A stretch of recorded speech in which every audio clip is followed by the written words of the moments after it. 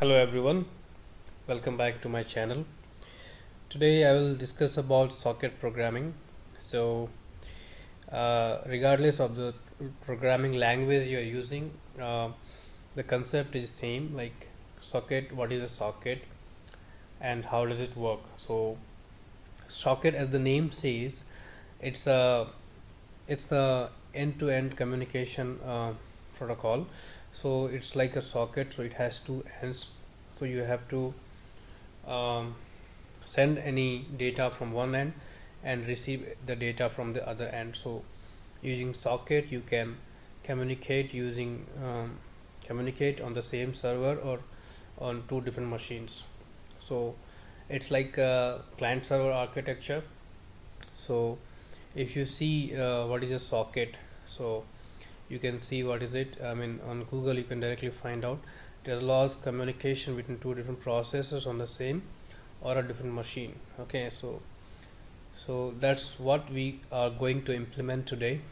Okay, so let's go ahead and start the implementation.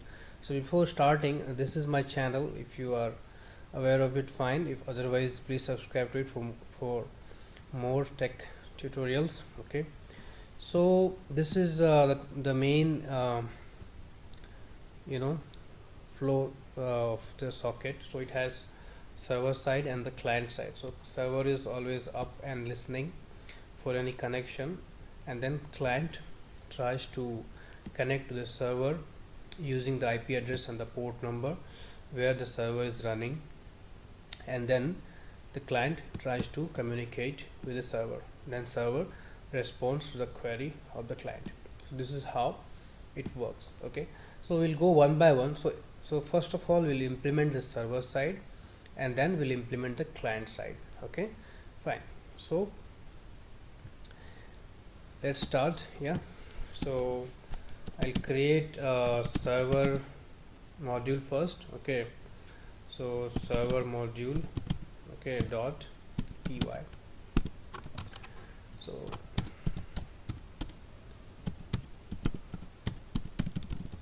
okay, so first of all you need to create a socket using domain name and the type of the domain and the protocol. Okay, so to create a socket you have to use the socket method of this socket package. So socket, okay, which is used to create the socket. So it takes three arguments.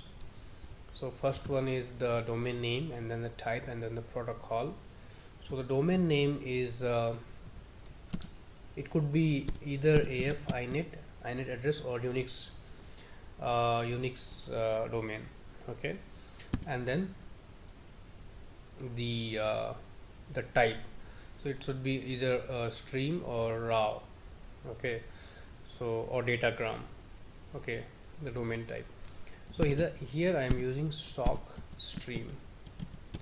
Okay, so this is my domain type, and then the protocol is 0 by default. If you don't give 0, it is by default is taken as 0. Okay, fine. So which is a TCP protocol. Okay, so now, so what you have to do is, these are not predefined, so like you have to take it from socket. So these are some predefined variables which are only available in a socket module. So you have to use it dot socket dot, and then otherwise it will say it's not defined. Fine, so I'll just give it socket dot. Okay, so this is how we have created the socket. So I'll just, and then it will return the socket object. Okay, I'll give it a name as socket server. Okay, so this is how we have created the socket. Fine. Okay, let's go ahead and what is the next step? Next step is bind the socket with the host name and port number, because to create a server I need the socket to be bound to a certain machine where the client will connect to. So it needs a host name and the port number where the socket will run, the server socket will run. Okay, so bind socket sock server dot bind. Okay, now bind takes a pair of host name and the port number. Okay, so what you have to do is you have to take the host, it takes the IP address, IP address and the port number. Okay, IP and the port, fine, and then it's a pair, so you have to give it as a tuple. Yeah, it takes only one argument, so it's a pair which is considered as one argument, so I have to give it as a tuple. Fine. So now we have to define IP. IP will be what? So it's an IP address. So first of all, you have to get the host name of the system. Okay, because I am using the same machine as a server as well as the client. Okay, so I'll say name is equal to there is a method in socket called get host name, so it will retrieve the machine's name. Okay, so I have stored that name into name. Now there is one more method in socket dot get host by name, so it takes the name as a parameter and maps it into the IP address. Okay, so if I give the name as a parameter, so it will convert it into IP address, and then I'll have the IP. Okay, so I got the system's IP address. Okay, so I got the IP here. Now port number, I'll take a port number, random port number, let's say 8888. yeah, so this is my port number. So now I got the port number. What I have done is I have bound the socket using the IP address and the port number. Okay, so bind the socket, this is my second method. Okay, so once I bind it, what is the next step? Next step is the listen means it enables the listening, okay, for any incoming connection. Okay, so use the socket object and then use bind. Bind is the listen, and then you have to give the connection number of connections that it can respond to, unaccepted connections it can respond to. So this is my listening part is done. So listen the incoming connections. Okay, fine, we are done with listen. What is next is accept connection. Okay, once we are listening, we have to, next step is the accept, we have to accept it. Okay, so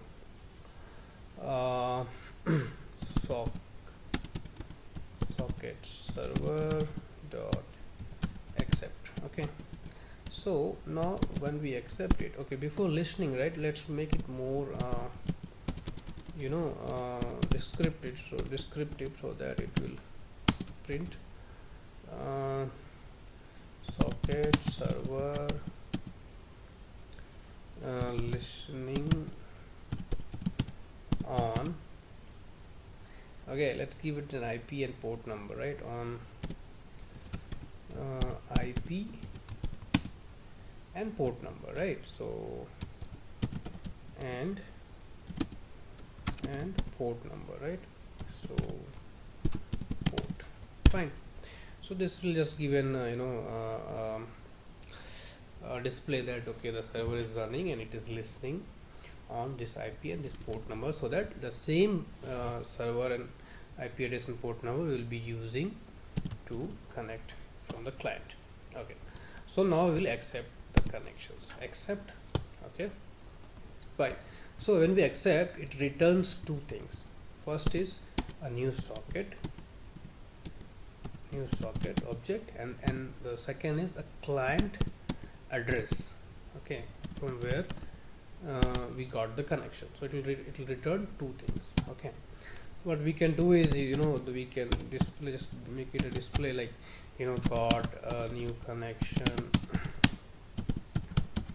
got a new connection from client address, right?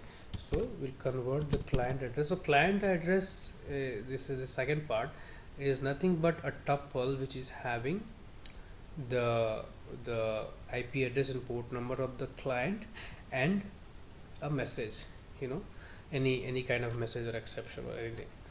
Okay, so I'll just convert it into string because it's a tuple. So this is my tuple. I convert it into a string, so I'll just display a message that okay, we got a connection from this number. Fine, so it will be easy to track who connected. Okay, fine, we got the connection. Okay, now what is this new socket? This is the socket which will be used to communicate with the client. Okay, so now what we'll do is we'll send a message. Okay, new socket dot. Okay, let's not send or retrieve message now. We'll try to implement till here. Okay, after that we'll try to send or receive a message. Fine, so we'll try to check if any syntactical error or anything. Yeah, server module. Okay, there is no fine. So server module or py socket server listening on. This is my IP address and this is my port number, so I think there is no error. That's very nice. Okay, fine, so I just cancelled it. Okay, now we'll try to implement the client. Okay, we'll create a module called client module dot py. Okay, usr bin python. Okay, so what are we going to do in the client section? So in the client, we are, of course, first method is we are going to create the socket. Okay, so create socket is similar, like client socket is equal to socket dot, of course, the same method, socket method, which will be used to create the client. So here also we'll be using the same domain, socket dot af underscore inet. Type will be sock stream, and then protocol will be 0. Fine, we created the socket. Okay, create socket. Okay, what is the next method? Next is we have to connect. Okay, now we created the socket. We'll use the same socket object to connect to the server. Fine, so we have this client socket dot connect. Okay, now when we try to connect, we have to use exactly the same IP address and port number where the server is running. If you don't give the exact IP address and port number, the connection will be refused because the server is running on this machine. Okay, fine, so what I will do is I will give the same IP address, which is 127.0.1.1, and then the port number. We have to keep the same port number. Okay, again this connect is also a tuple, it's a pair. Okay, so you have to specify like one single argument. Okay, now we are connected. Okay, so I'll say connect to the server. Fine, what is the next step?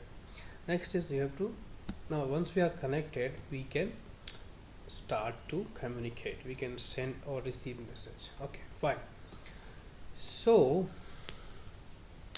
what I will do is, okay, before starting the server module, let's just at the end of this module we will close the socket. Okay, because sometimes even if we close the program, the server keeps on running. So to remove that problem, we will just close the socket. Okay, so I am closing this. Okay, socket server dot close. Yeah, fine, so let's just try to run it. Okay, you see now the server is running on this IP and this port. Okay, and I have given the same IP and port number here. what you can do is you can take the IP address and port number from the input, also from the prompt itself as a standard input. Okay, or you can hard code it here, that is up to you. Okay, fine. So let's try to run it. Client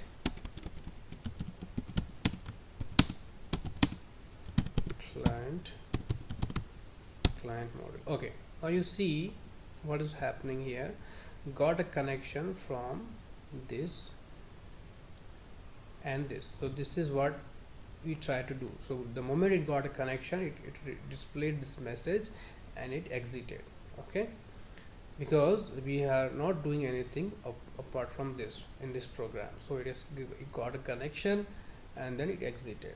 Okay, so this is a basic setup that we have made till now. Server we created, client connected to the server responded that we got a connection from the client. That's all. We haven't communicated using a message. Okay, fine. Let's go ahead and do some chit chat. Okay, so what I will do is here, let's send a message. Okay, like let's say message is equal to hi. Okay, so now we'll write a message. So any message communication will be done using the new socket object that is returned from the accept method. Okay, so new socket.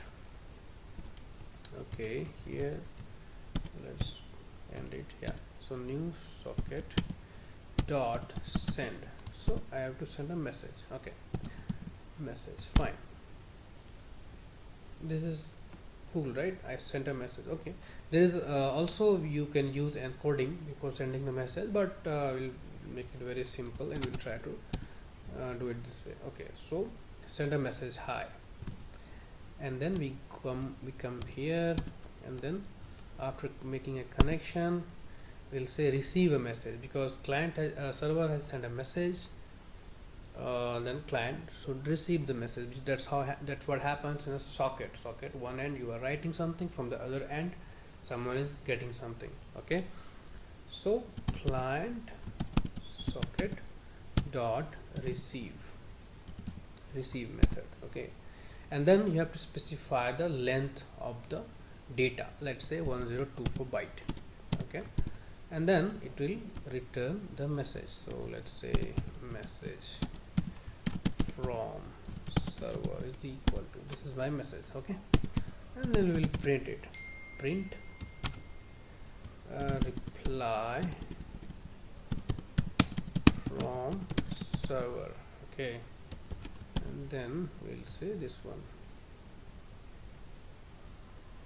Okay, this is my message, and then we are closing the socket, which is important to continue next time. Client socket dot close.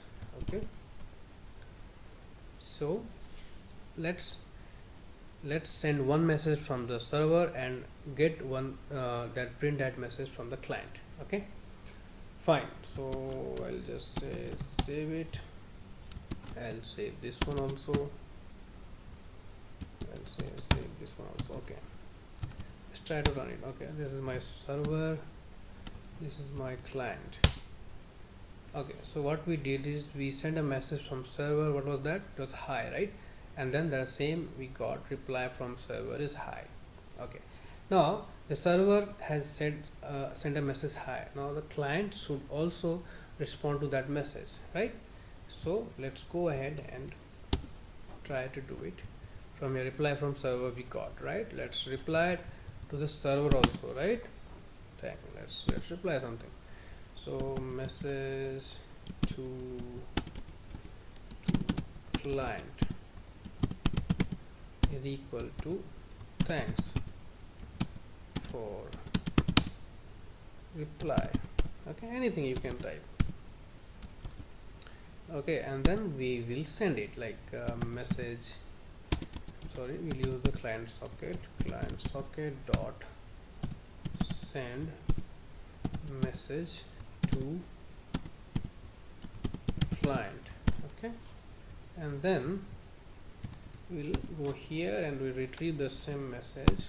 Okay, so what I will do is we'll do new socket dot receive. Receive, we have to specify the length of the data, and then we'll store it into some reply from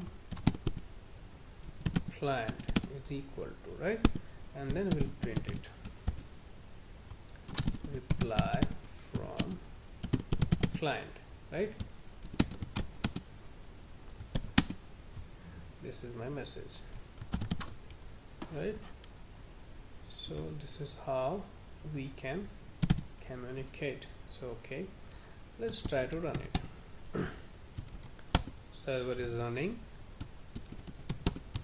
started client. Okay, so what we have done here, you see, server sent a hi, client got the hi from server, then client wrote thanks for reply, and then server said okay, we got a reply from client, this is thanks for reply. Okay, so this is a very basic setup. You can use the same setup to create a chat, create a chat application. You can use a server and you can use several clients that can communicate with the server. You can send a message to the server will respond to other client, and then the other client will respond to server will respond back to you. So this is how you can create a chat application as well. Okay, so the program is exiting right after the sending and receiving the message, because we haven't created a while loop. If you include a while loop, this will keep on running and you can right away chat from here, right. So let's say I can show you how to do that. Okay, so or better, I will this video is already very long, so it's already how many minutes, 22 minutes. So I'll try to create a chat application and I'll come up with another video in that. Okay, so that's all in this tutorial. I hope this is very clear, and if you need any help, any problem, you comment, I'll definitely help you. Okay, thanks for watching.